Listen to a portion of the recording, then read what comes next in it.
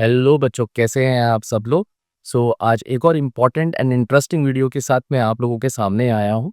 कुछ टाइम पहले मेरे पास कुछ स्टूडेंट्स आए और उन्होंने मुझसे पूछा, sir what is the technique to memorise.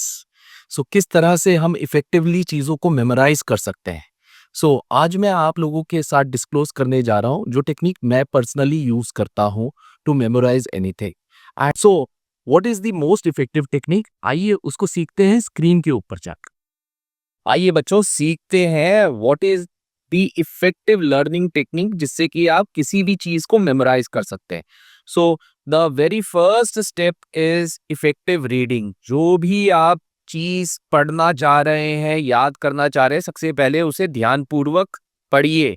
कम से कम 3 से 4 बारी उसे पढ़िए और उसमें जितने इंपॉर्टेंट की टर्म्स हैं उनको आप मार्क कीजिए। Second step is you should create and A summary of all the key terms. जितने उसमें इंपॉर्टेंट की टर्म्स थे उनकी एक समरी क्रिएट कीजिए, एक छोटा पैराग्राफ या एक छोटा नोट क्रिएट कीजिए। जो भी आपने पढ़ा, जो भी आपने समझा, फिर उस समरी को आप बिना देखे, बिना दोबारा पढ़े, कम से कम 2 से 3 बारी लिखने की कोशिश कीजिए। जब आपके ये 3 स्टेप्स इफेक्टिवली पूरे हो जाएं, then you come for Feynman's technique. Feynman's technique में क्या करते हैं हम, जो भी आपने पढ़ा है उसे आप मिरर के सामने खड़े हो जाइए and try to explain it to your own self, try to teach yourself. आपको अपने आप को पढ़ाना है, ये सोच के कि सामने कोई और खड़ा हुआ है, मिरर में कोई और है, उसको वो टॉपिक समझाने की कोशिश कीजिए, उसे वो टॉपिक पढ़ाने की कोशिश कोशिश कीजिए।